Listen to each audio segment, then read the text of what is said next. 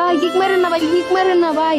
ভাই একটা স্ক্রিনশট নেই, বাস ভাই, একটা স্ক্রিনশট কিক ভাই। মারতেছি না ভাই, কিক মারতেছি না। এদিকে কি কি কি শপিং করছো তুমি? ভাই টাকাই পাই নাই, শপিং আবার। মায়ের অনেক বড় একটা ইচ্ছা ছিল যে একটা দামি শাড়ি পরার। এই দোকানের টাকা পাইলে মার জন্য একটা দামি শাড়ি কিনতাম। একটা দামি শাড়ি দেখে আসছিলাম দোকানে, কিনতে পারি নাই টাকার জন্য।